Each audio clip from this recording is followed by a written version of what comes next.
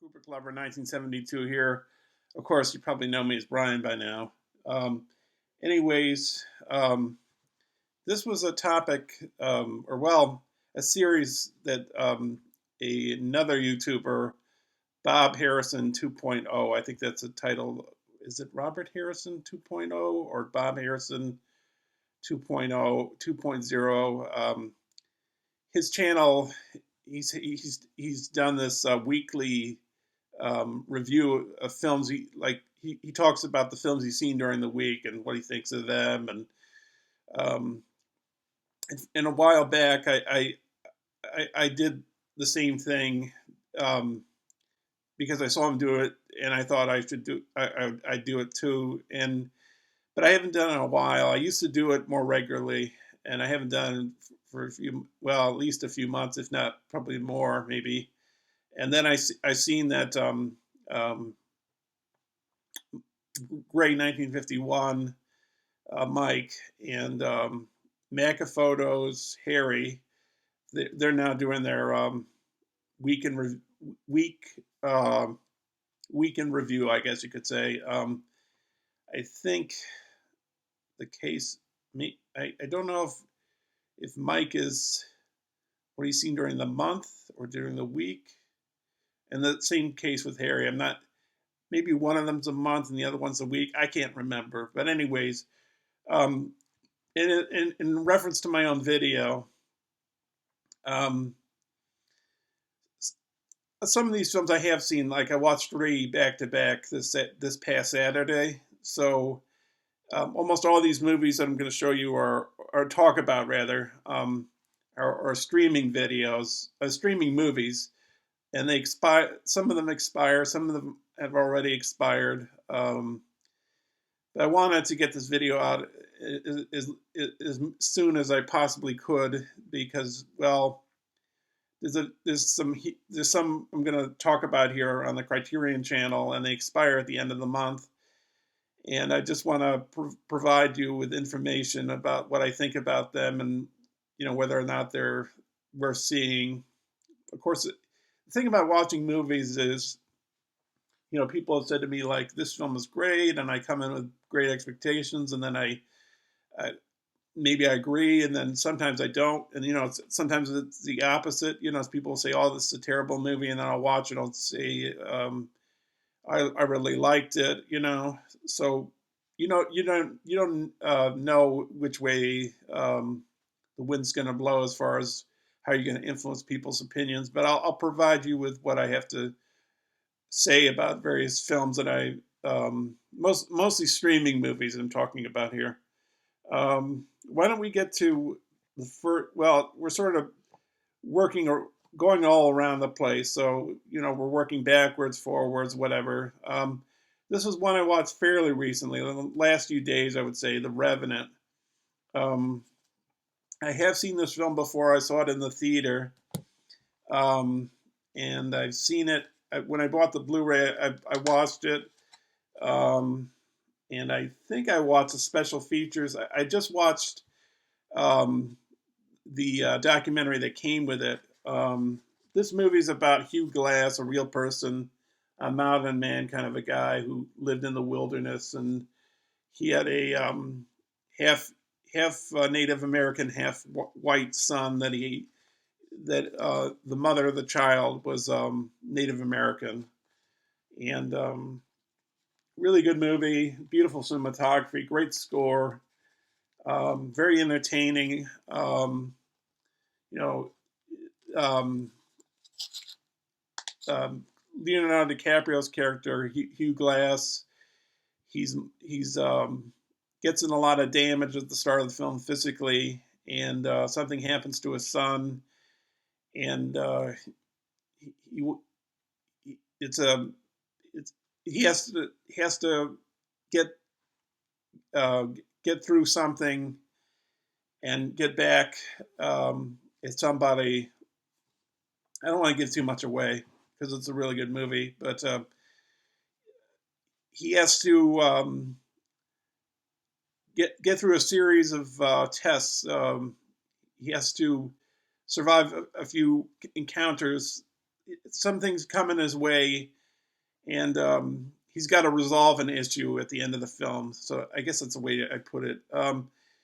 The documentary that comes with this is not really about the making of the movie. It's more of a treatise or a diatribe or an essay or whatever you want to put it, theme about the how the environment's being treated these days.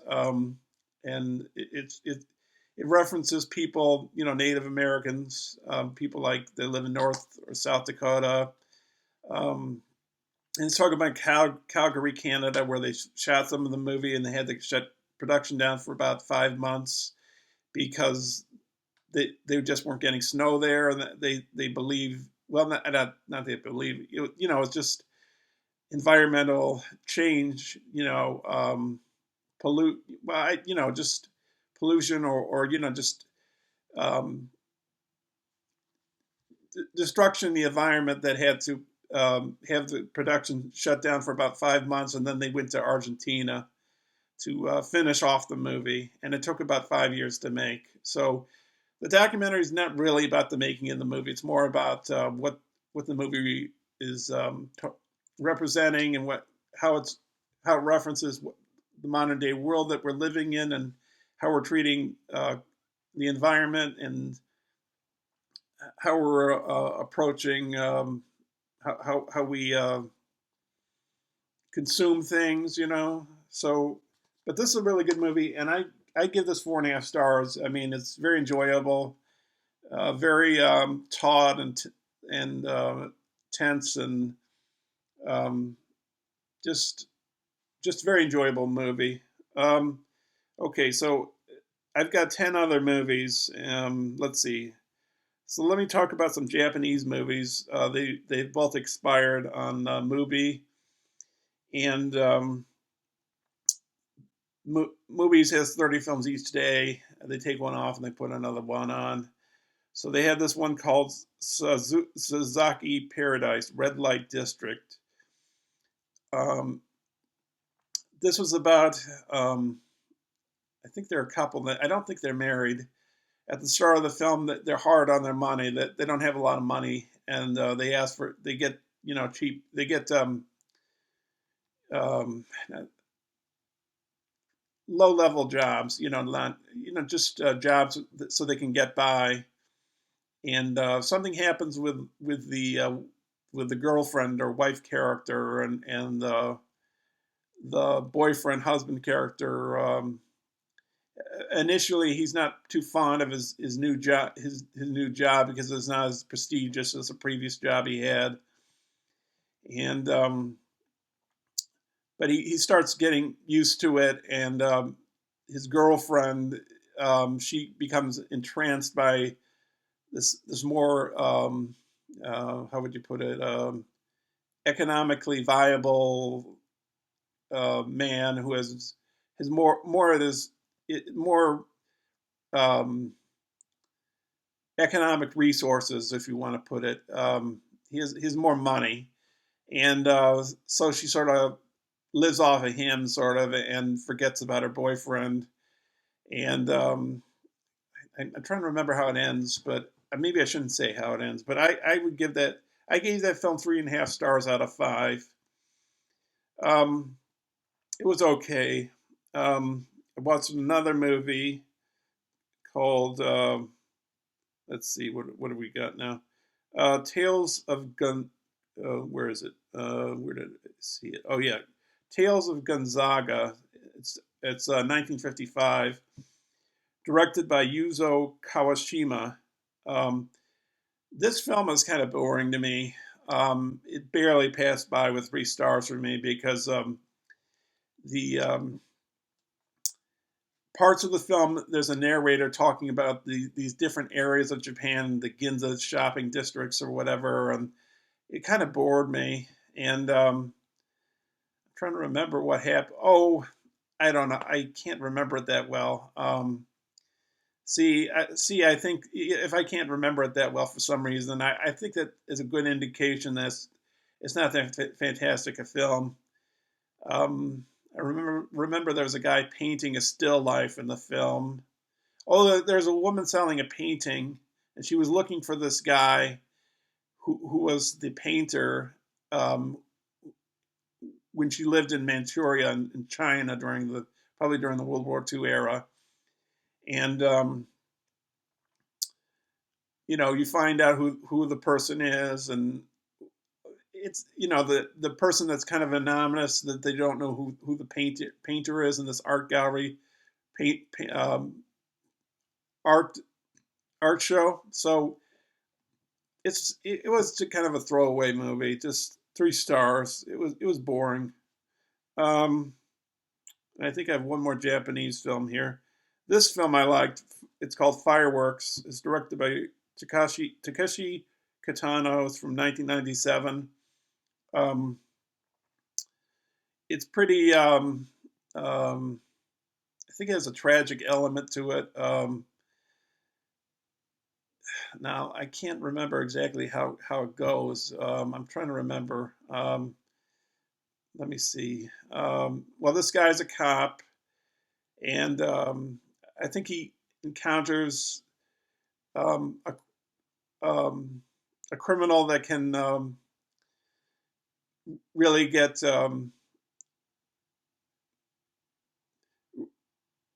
really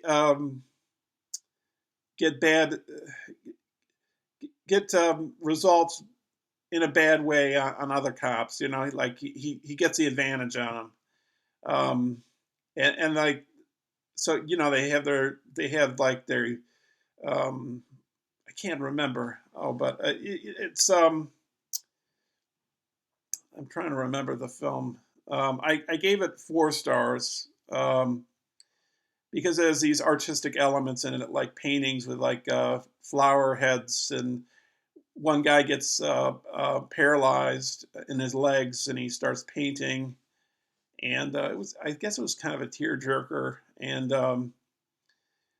the main character, the cop, trying to remember what happens to his wife and yeah, their daughter. Um, I don't know. I'm not prepared for this. I gotta have these more fresh in my mind. But when we progress through more movies, the more will be fresher in my mind because I've watched them more recently. But it was a good movie. I wish I could remember it. Just look up Fireworks. Google that, and then you know better. I don't really sound like this most times. I think when I do reviews, like when I'm sort of short on words, but I just can't remember it. I get maybe it's my age. I'm not sure, but anyways, so that's some Japanese films for you. I watched another film on Mubi. It's a Soviet classic. It's a silent classic. It's called Earth. It's directed and written by a director named Alexander Dashvenko. It's 1930. Um, and, you know, I don't know what it was about. I mean, it's supposed to be a classic film like Potemkin and by Eisenstein. And you see this guy, he's saying, I'm about to die. And he's surrounded by apples. And this other guy says to him, well, tell me what um, it, what death is like when you go there. And I didn't quite get that. And there's some stuff involving farming and people um, wanting to get the farm equipment from the rich farmers and make it part of a collective, because it's a communist movie. And movie was saying in the description of the film, they were saying like, this is not just a propaganda film; it surpasses that. But I don't know. It was a complete bore to me. And I think, how many stars would I give that? Oh, I didn't even put a star rating on here. I think I'd give it 2.5 stars out of 5. And so that means 3 means passable, but 2.5 means couldn't make it. It's not worth seeing, in my opinion. So um, next up, let's see. So we have let's see, where do we go now? Okay, so now he has some films by Jean-Pierre Melville. He's a French director. I really love his movies. I have a few French movies. I mean, a few of his films I haven't watched yet. I have a few I have watched, and I really love his films. But there's a bunch of them on, and this is where I get to the part of the video where I'm talking about movies that are still available that are on Criterion Channel right now until the end of the month. So one of those films is a film called Two Men in Manhattan. It came out in '59, and Melville plays one of the main characters, and they're trying to chase some kind of story. They're trying to find some. I think they're trying to find some guy, and they're wondering why he didn't show up at the United Nations, and they're working for a paper or something. And there's conflict between the Melville character and the other guy. And I had no idea that Melville acted in his own movies, and it's sort of a departure from most of the Melville films that he's characteristically known for, because he does like gangster films and like even Army of Shadows, which is about French resistance fighters and Nazis. I think that's just the backdrop. I mean, what the film is really about is like a gangster code of ethics and who double crosses who.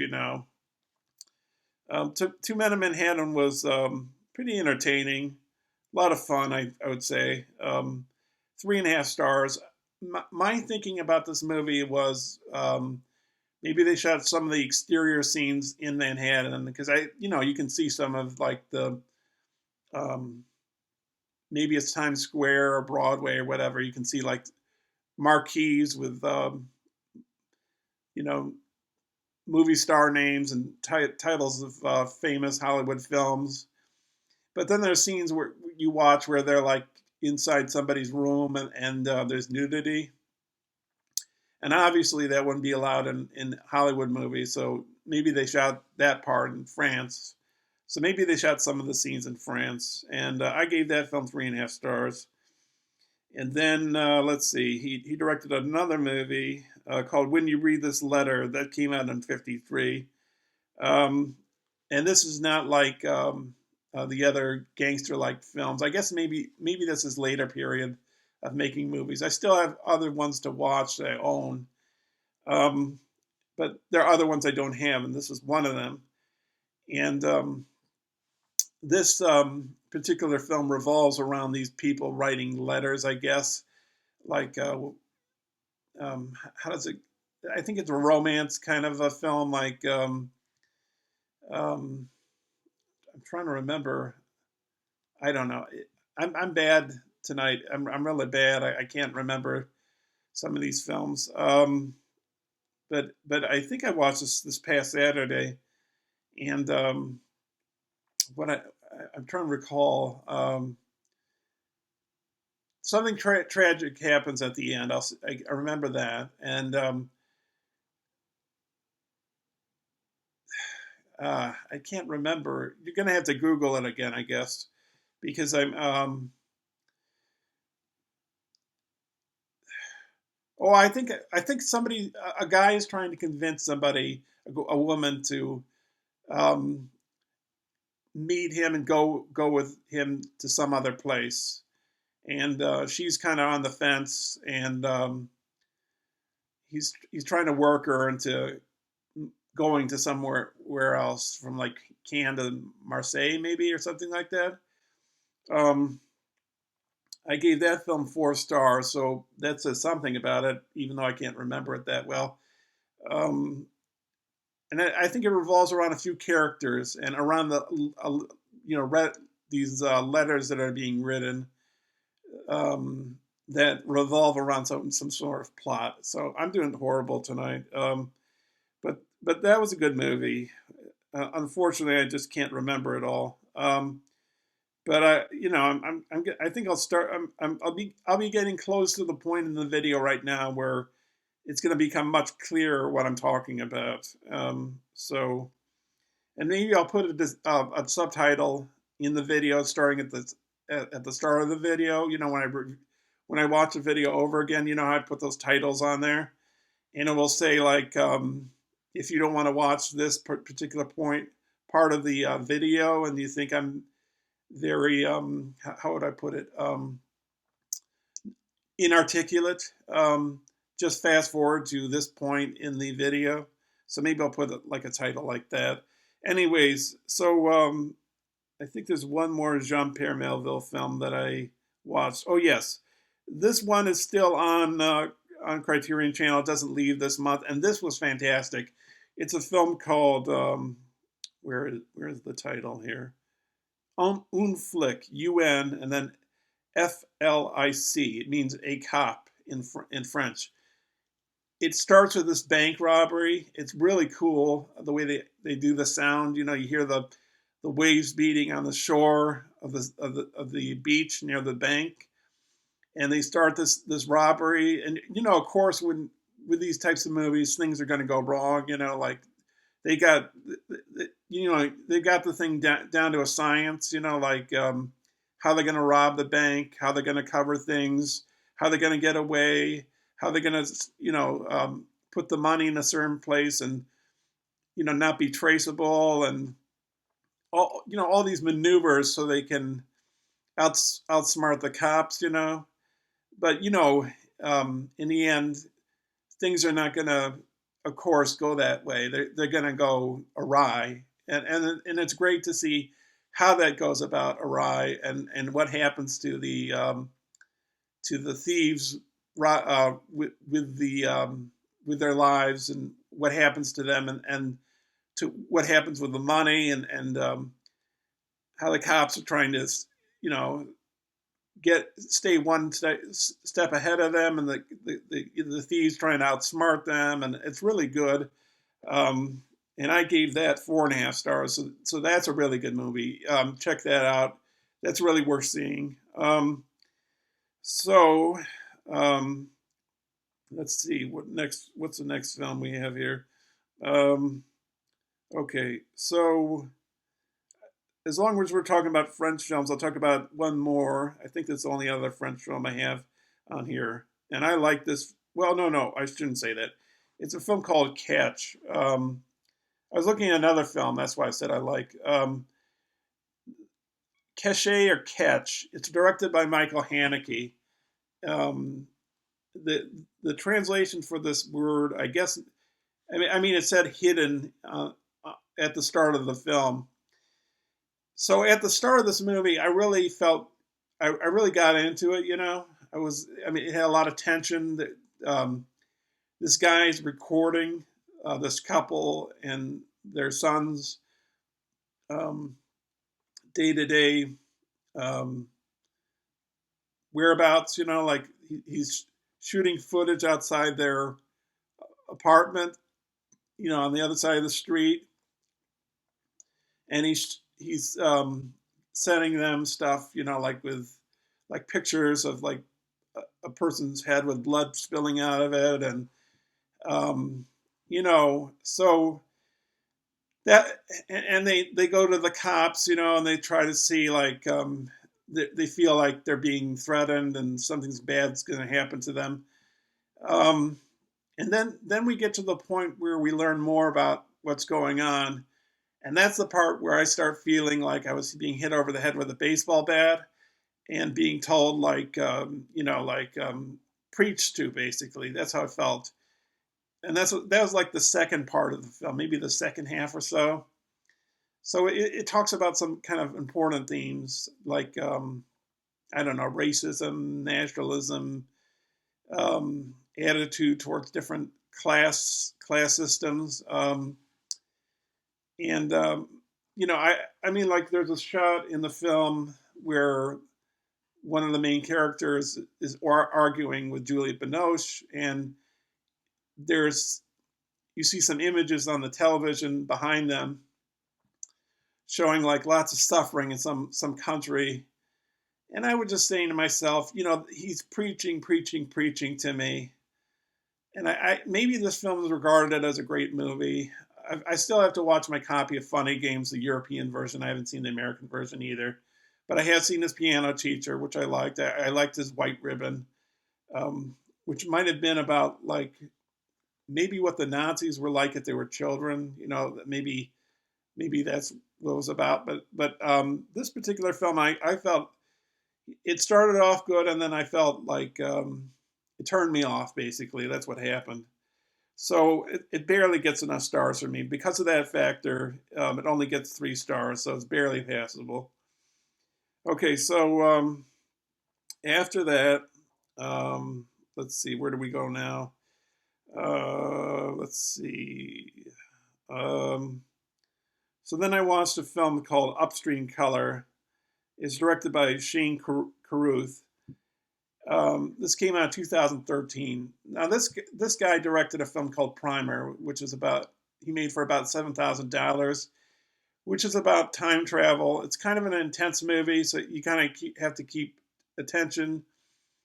your attention because like the main characters see themselves over and over again because they're jumping around in time and they see other counterparts of themselves in other time zones. And so this was the second feature, I believe, and it's better than Primer, probably, I would say. And I don't totally get the film Upstream Color, but I did like it. And I guess at the start I was kind of confused, and I was confused, I guess, at the end too. But that's not a total detraction from it. So at a very early point in the film, fairly early within the film,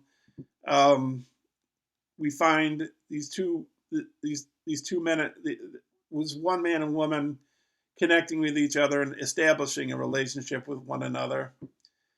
And there's also another character who carries around sound equipment, and he runs a pig farm. And I'm trying to process this and trying to get this. And I'm thinking to myself, is the sound equipment guy the director of the movie making like an Alfred Hitchcock appearance? Is he saying like, I'm the director of this film and I'm making an appearance in my movie and this is what I'm trying to say? I don't know. I'm trying to understand it. And like they're repeating things. Like he goes into a tunnel underneath a bridge and he records sounds, and then the couple go in there and they do the same action. And the woman swims in a swimming pool. She goes down and she takes rocks out of the swimming pool, puts them on the side of the swimming pool. And there's these readings of the book Walden by Henry David Thoreau. I don't think they read, well, maybe they do read from the book, but like there's one scene where they go in a bookstore or library. I think it's a bookstore, and there's some copies of Walden. And then there's a scene towards the end where all these people have copies of Walden. I haven't read Walden in a long time, so I guess maybe part of the film could be understood if you read the book Walden by Thoreau. I don't know. I didn't get it totally. I mean, there were scenes like the married couple, not the married couple, the couple were, I think they make love and they're on their bed, and all of a sudden they're put into another shot where they're on the ground where this pig farm is, and a sheet is over the dirt, and I don't know what's going on, but just the aesthetic experience of it is what I liked. So I just go into watching it with an open mind and just I just didn't get it, but I loved it, and so that's weird. But and you're gonna be surprised, I guess. You know, I give it 4.5 stars out of 5 because I just love the experience, and I wish I could understand it. Maybe I'll read some stuff on the internet and try to get what it's all about. But that's Upstream color for you. So let's see, where are we gone now? Let's see. Okay, so got 2 more movies to go. So then I watched another movie called American Gigolo, directed by Paul Schrader. I met him at the Jacob Burns Film Center a few years back. They showed his film Mishima there, and after the film was shown and he took questions, I went up to him and he signed my Taxi Driver, my Raging Bull, and my Last Temptation of Christ DVDs that he wrote the scripts for, or partially wrote, collaborated on the scripts for. And anyways, he directed this movie called American Gigolo that starred, that he directed and wrote, and stars, what's his name, Richard Gere, who's basically this male prostitute in L.A., and he gets caught up in this murder plot that he didn't perpetrate himself, but he's trying to find what's going on and how to extricate himself and resolve this issue. And I will say that at the start of the film, I thought it was lame and just kind of just didn't do anything for me. I was thinking it, looked a little dated to me, and I noticed the music was done by Giorgio Moroder, who did the music for Al Pacino's Scarface, Brian De Palma's Scarface, and the music was good, and but it started getting good like when this woman that likes him more as a person than just as a sexual partner. She's saying like, "Why do you do this? What do you get out of this?" And this cop that's investigating him, he's sort of harping on that same theme too. And hang on a sec, I'll be right back. Okay, so my nose ditched, and I had to get a tissue and wipe my nose. Anyways, so American Gigolo at the start didn't get me, but then with Lauren Hunt, I think it was, and Hector Elizondo, the cop, and this woman that her character's husband is a senator, I believe, and but they're more interested in like, why do you do this and what do you get out of it and what outcome do you expect out of this? And I think when he's being thought of as a possible suspect for a murder, I think he starts questioning, am I doing the right thing? Like I think that's the way I'm interpreting the film correctly. Like maybe he's rethinking himself and like thinking, maybe this wasn't the right path to go down. So it's not really this film is not like a glorification of having the just having just devoting yourself to hedonism just solely for that purpose and not getting something enriching out of it. So and there's something that Lauren Hunt's character does at the end of the movie for the Richard Gere character that really brings the film up a level. And so the film got better as it went along, is what I'm saying. So out of 5 stars, I'm going to give it 4 stars. I think it's worth seeing. And this is a film, even though it expires from Criterion Channel this month, February, you probably can pick this up at your library Um, maybe you might be able to pick it up somewhere else. I'd say it's fairly easy to pick this up, so it's a good watch. And I think we've got them all except for one more, which I watched last night, and I love this movie. It's called The Women in the Window, directed by Fritz Lang. It came out in 1944, and it's incredible. Fritz Lang is a fantastic director. I think there's one or two films of his I wasn't fond of, like The Thousand Eyes of Dr. Mabuse in the early '60s. I think that was kind of lame. Maybe he was on the wane at that point. And there might have been another movie that I wasn't. Oh yeah, Ministry of Fear. Maybe I have to watch it again. But anyways, the premise of this film is Edward G. Robinson is a professor. I believe he uh, concentrates his studies on um, the psychology of homicide or something like that. That he starts the film off as giving a lecture to his students, and then he sees a painting in a window near this place where he goes and drinks and smokes cigars and this like kind of lounge parlor kind of place with bookcases with books and but nearby is this maybe it's an art gallery or something, but in the window is this painting of this woman. And when he goes out again to look at the painting, the woman appears behind him, and he looks through the glass, and then he looks back, and he sees the woman that represents the woman in the painting. And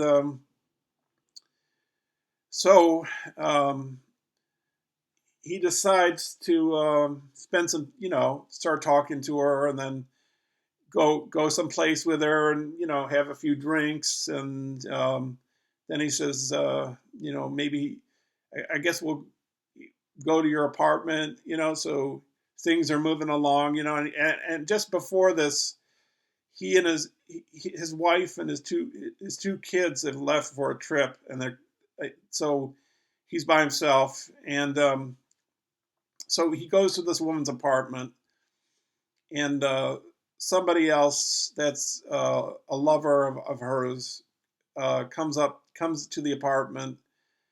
I guess he has his own key to get into her apartment, and he finds Edward G. Robinson's character there, and they get into a fight, and something happens to this other guy that that some Edward G. Robinson.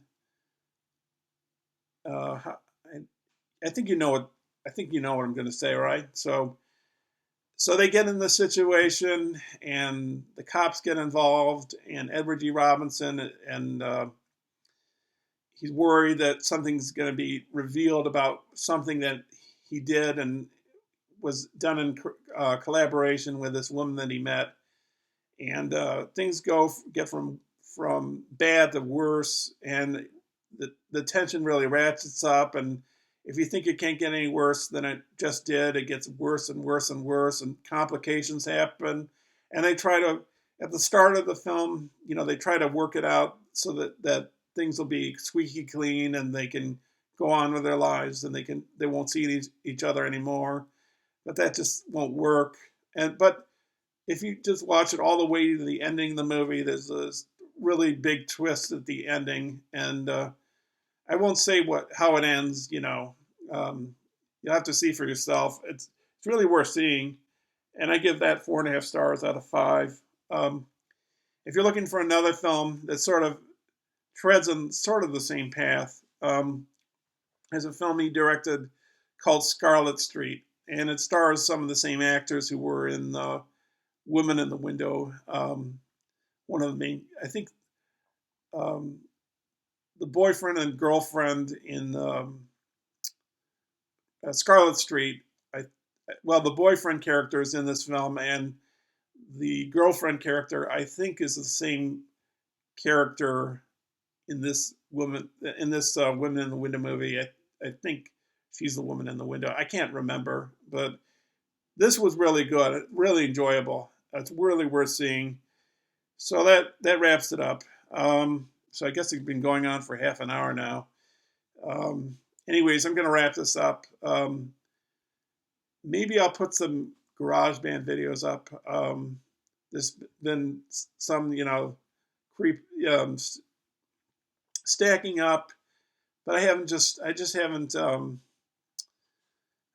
haven't tinkered with them more to see like if I should add some stuff or take some stuff away or whatever. Yeah, whatever. So anyways, thanks for watching. I think this might have been one of my most inarticulated videos ever, but at this point, I should have had these more fresh to remember. I'm just trying to do this video now, so there's enough time for people to watch these movies before they expire. Anyways, this video will probably be up sometime Wednesday. Right now it's about 1:48 in the morning on a Wednesday night.